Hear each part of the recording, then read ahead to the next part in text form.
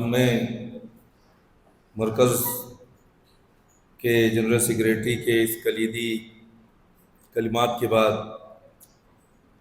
مرکز ابوالکلام آزاد للتوعیہ الاسلامیہ کے صدر عمومی جناب مولانا ابو عبداللہ محمد رحمانی سنابلی مدنی حفظہ اللہ و تولہ کو دعوت دیتا ہوں کہ آپ تشریف لائیں اور ہماری طالبات کو اپنے صدارتی اور ہم سب کو اپنے صدارتی خطاب سے مستفید فرمائیں۔ السلام علیکم ورحمۃ اللہ وبرکاتہ۔ بسم اللہ الرحمن الرحیم، الحمد للہ رب العالمین والصلاة والسلام علی رسولہ الکریم محمد وعلی آلہ واصحابہ اجمعین، اما بعد۔ قال النبی صلی اللہ علیہ وسلم الدنیا متاع وخیر متاع الدنیا المرأة الصالحہ۔ عزیز طالبات، معلمات، مدرسین اور ادارے کے ذمہ داران،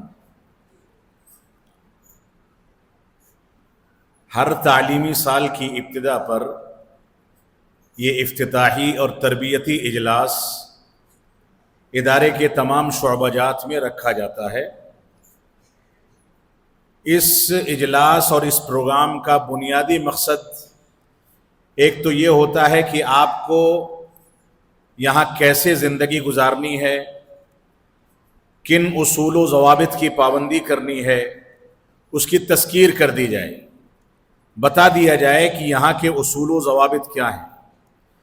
اور اسی ضمن میں سابقہ سالوں میں جن طالبات نے سلوک اور تعلیم میں ممتاز پوزیشن حاصل کی تھی، ان کو یہاں اعزاز بھی دیا جاتا ہے، انعام و اکرام سے نوازا جاتا ہے۔ کل ملا کر کے خلاصہ یہ ہے کہ ایک جانب اس پروگرام کے ذریعے تعلیم اور سلوک میں ممتاز طالبات کو آپ کے سامنے لا کر کے اس بات پر ابھارنے کی کوشش کی جاتی ہے کہ آپ بھی تعلیم اور سلوک میں ممتاز بننے کی کوشش کریں۔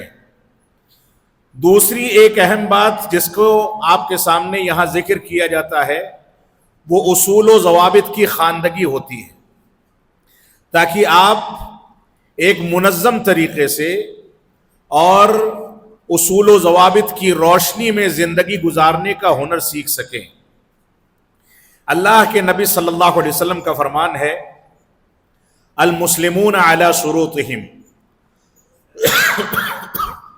ترمذی کی صحیح روایت ہے، اس میں اللہ کے نبی صلی اللہ علیہ وسلم نے ارشاد فرمایا کہ مسلمان جن شروط پر عہد و پیمان کر لیتا ہے، جن چیزوں پر زندگی گزارنے کا وعدہ کر لیتا ہے، اس کو ان چیزوں کو نبھانا چاہیے، ان چیزوں کی پابندی کرنی چاہیے۔ اسی روایت میں حدیث کا آگے کا ٹکڑا ہے کہ اگر کوئی ایسی چیز ہے جو اسلامی تعلیمات سے ٹکرانے والی نہیں ہے تو ایسی صورت میں اس کے عہد و پیمان کے نتیجے میں مسلمان کی ذمہ داری ہے کہ اس کی پابندی کرے۔ اسی وجہ سے علماء نے یہ بات بھی ذکر کی ہے کہ مسلمان کسی بھی ملک میں اگر زندگی گزارتا ہے اور اس ملک کے قوانین اور اصول و ضوابط اسلامی اصول و ضوابط سے ٹکرانے والے نہیں ہیں تو وہاں کے قوانین کی پابندی کرنا مسلمان کے اوپر واجب ہے۔ یہی صورتحال آپ کے کلیہ عائشہ کی ہے۔ یہاں پر آپ کے ذمہ داران نے کچھ اصول و ضوابط متعین کیے ہیں تاکہ آپ کے اندر ڈسپلن پیدا ہو سکے، آپ صحیح انداز سے یہاں پر امن و سلامتی کے ساتھ زندگی گزار سکیں۔ جو تعلیم کا وقت ہو، گھنٹیوں کا وقت ہو، اس کی پابندی کی جائے۔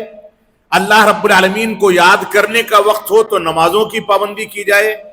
کھانے کا وقت ہو تو مطبخ میں جا کر کے وہاں کے اصول و ضوابط کی پابندی کی جائے۔ بڑوں کا احترام کیا جائے، معلمات کو قدر و منزلت کی نگاہ سے دیکھا جائے۔ آپ کو جو کتابیں پڑھائی جاتی ہیں ان کتابوں کا حق ادا کیا جائے، ان کو باقاعدہ مطالعے میں رکھا جائے، سمجھنے کی کوشش کی جائے، ان کے مطابق عمل کیا جائے. یہ آپ کے اور ہمارے درمیان وہ اصول و ضوابط ہیں جن کی بنیاد پر آپ کو یہاں داخلہ ملا ہے. فارم داخلے کے اندر آپ کے سرپرستوں نے اور خود آپ نے اس بات پر دستخط کیا ہے کہ آپ ان ضوابط کی پابندی کریں گی. اور اس بات کو سمجھ لیں، اس روایت کے مد نظر اگر کوئی کسی ضابطے پر دستخط کرتا ہے، کسی سرکولر پر دستخط کرتا ہے، تو اس کی ذمہ داری ہے کہ اس کی پابندی کرے. شرعی عذر کے بغیر اگر اس نے اس کی پابندی سے غفلت کی تو آخرت میں اس کے بارے میں سوال کیا جائے گا. تو معلمات ہوں، مدرسین ہوں، طالبات ہوں، ملازمات ہوں، جو بھی ہوں جو کلیہ میں یا ادارے میں زندگی گزار رہے ہیں، ان سب کی ذمہ داری ہے کہ ادارے کے ضوابط کی پابندی کریں. اگر آپ یہاں پر اس شرط کی بنیاد پر داخل ہوئی ہیں اور ساری مشکلات، ساری سفارشات کا سامنا کرنے کے بعد بمشکل آپ کو ایک سیٹ ملی ہے، داخلہ ملا ہے، سفارشات کا ایک لامتناہی سلسلہ تھا جس کے نتیجے میں ذمہ داران پریشان ہوئے، لیکن مستحق بچیوں کو داخلہ ملا. داخلہ ملنے کے بعد بھی اگر کوئی بچی، کوئی مدرس، کوئی ذمہ دار، کوئی معلمہ اگر ضوابط کی مخالفت کرتے ہیں اور قصدن کرتے ہیں تو اس پر وہ گنہگار ہوں گے. اس وجہ سے آپ کی ذمہ داری ہے کہ آپ ان چیزوں کا پاس و لحاظ رکھیں، ضوابط کا احترام کریں، اپنے مدرسین کا احترام کریں. اس طریقے سے آپ زندگی گزاریں. یہ بہت بڑی نعمت ہے. پورے ہندوستان کے جتنے مدارس ہیں بنات کے، لڑکیوں کے، ان مدارس کا آپ جائزہ لے لیں، تجربہ کار لوگوں سے اس کے بارے میں تاثرات لے لیں. میں یقینی طور سے کہہ سکتا ہوں کہ کلیہ عائشہ میں داخل ہو جانا یا داخلہ مل جانا دوسروں کے بالمقابل آپ کے لیے زیادہ خوش نصیبی کی بات ہے، کیونکہ یہاں داخلہ بھی مشکل ہے، امیدوار زیادہ ہوتے ہیں، سیٹیں کم ہوتی ہیں، داخلہ امتحان مشکل ہوتا ہے. اس ضوابط کے تحت آپ کو یہاں داخل ہونا آپ کے لیے مشکل ہوتا ہے. اگر رب کائنات نے آپ کو یہ موقع دیا ہے تو اس کی قدر کریں. اللہ رب العالمین کے یہاں اس کے بارے میں آپ سے سوال کیا جائے گا. بنیادی طور سے ایک بات کی وصیت میں سب کو کروں گا، وہ یہ ہے کہ آپ نمازوں کی پابندی کے لحاظ سے اپنے دیگر امور کی ترتیب بنائیں. نمازوں میں غفلت، سستی اور کاہلی، یا نمازوں میں کسی طریقے سے آپ معلمات یا مدرسین کے ڈر سے پہنچ جائیں اور ایسے ہی ہاتھ باندھ لیں، نمازیں ادا کر لیں، خشوع خضوع نہ ہو، تو یہ سمجھ لیں کہ آپ اس ادارے کی بھی ناشکری بنیں گی، کیونکہ آپ نے اصول و ضوابط کی مخالفت کی ہے اور ساتھ ہی رب کائنات کی ناشکری کے نتیجے میں آپ کی گرفت آخرت میں بھی ہونے والی ہے. لہذا اپنی زندگی کو با سلیقہ بنائیے، با اصول بنائیے، اصول و ضوابط کے مطابق چلیے. یہ سیکھنے کا مرحلہ ہے. ابھی آپ نے اصول و ضوابط کی پابندی کر لی تو یہاں سے فراغت کے بعد اس کی عادی جب ہو جائیں گی تو پوری زندگی آپ کی زندگی کو لوگ نمونہ سمجھیں گے، اسوہ سمجھیں گے، اور اس کے ذریعے سے آپ کو تلاش کریں گے کہ فلاں بچی یا فلاں معلمہ اس معاملے میں بہت محتاط ہے. لہذا اس کے ذریعے سے ہم اپنے خاندانوں کی تربیت کرنا چاہتے ہیں، اس کے ذریعے سے اپنے مدارس کو مزین کرنا چاہتے ہیں، اس کے ذریعے سے دو باتیں سننا چاہتے ہیں، اس کے تجربات سے فائدہ اٹھانا چاہتے ہیں.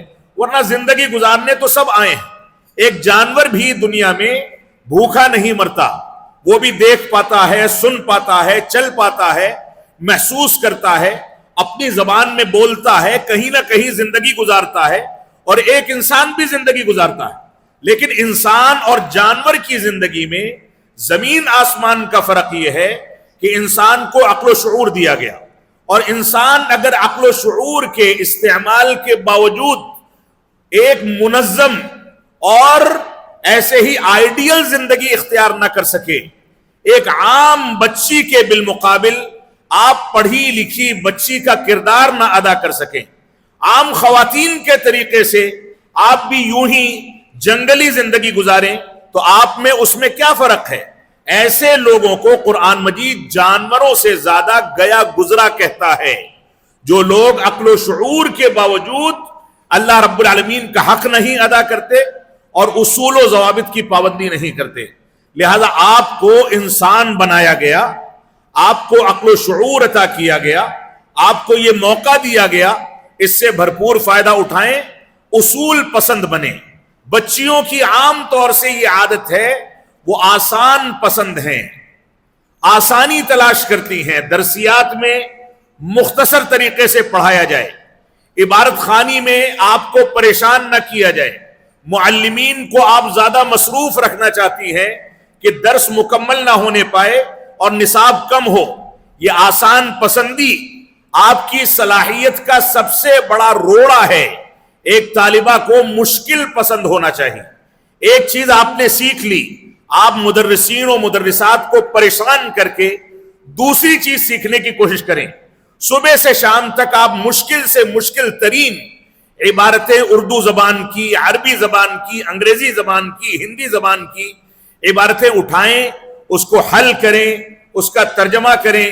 جو درسیات پڑھائی جاتی ہیں اس کو چاہے آپ اس کا علم ہے، وہ حدیثیں وہ آیتیں آپ سمجھتی ہیں، اس کے باوجود اعادہ کیے بغیر آپ کلاس میں قدم نہ رکھیں، اپنے آپ کو مشکل پسند بنائیں، محنت کا عادی بنائیں۔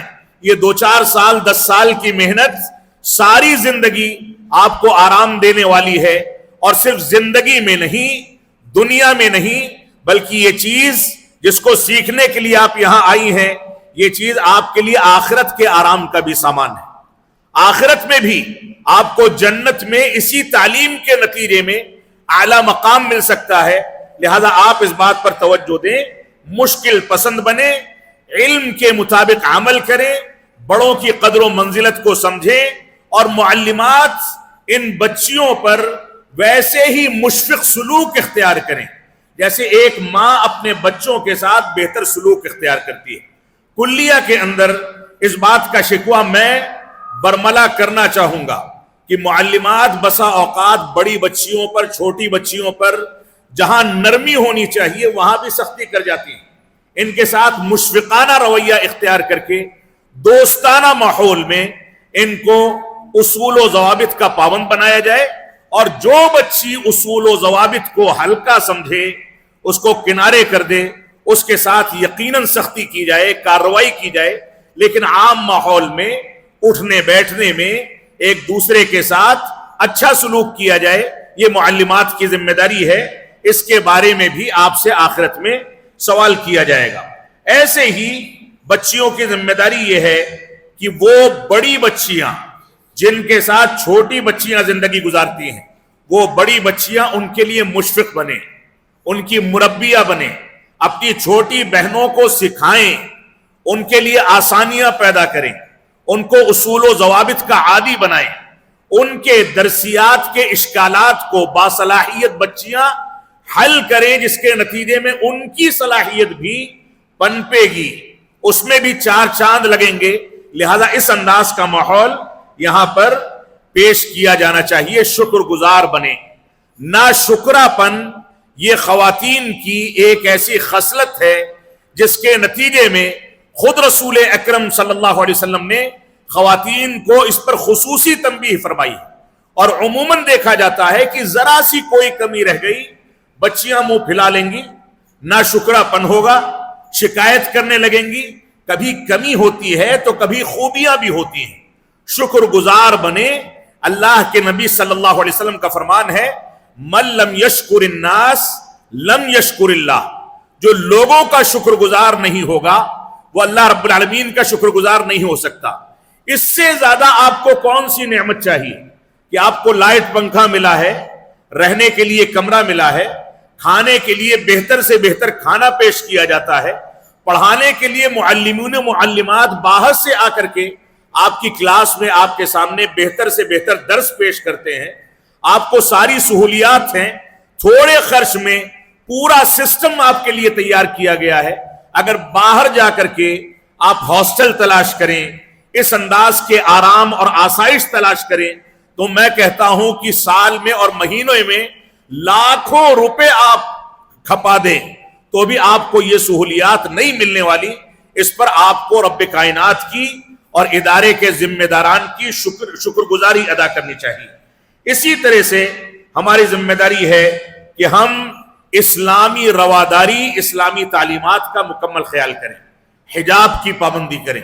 جو معلمات چہرہ کھولتی ہیں, حجاب نہیں لگاتی, میں ان کے سامنے بھی یہ دعوت پیش کروں گا کہ اسلام کی اس تعلیم کو بغور پڑھیں.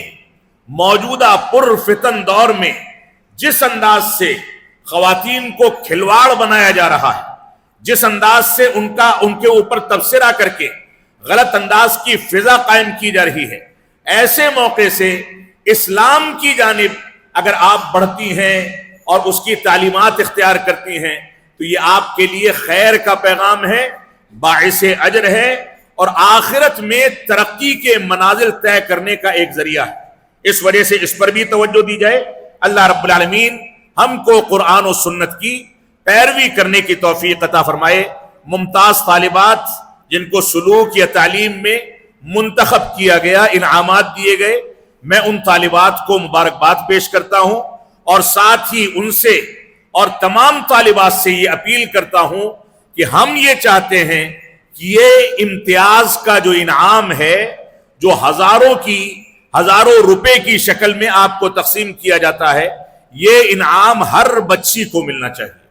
ہم چاہتے ہیں کہ ہر بچی اس دوڑ میں آگے آئے, لیکن ساتھ میں ایک بات پر مکمل توجہ دیجئے, آپ ہماری نظر میں ممتاز بنی ہیں, رب کائنات کی نظر میں ممتاز بننے کی کوشش کیجئے.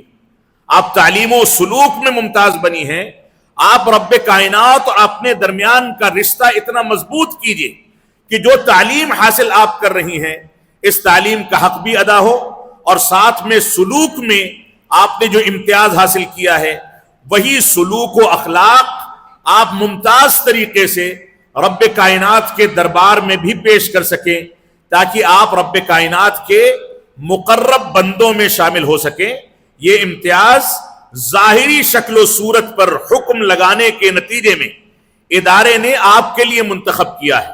وہ باطن جس سے رب کائنات واقف ہے, ہم واقف نہیں ہیں, اس باطن کو بھی آپ ممتاز بنائیے تاکہ رب کائنات کی مقرب بن سکیں. رب کائنات ہم کو ان باتوں کی توفیق عطا فرمائے. وصلی اللہ علی نبینا محمد وعلی آلہ وصحبہ وسلم. والسلام علیکم ورحمۃ اللہ وبرکاتہ.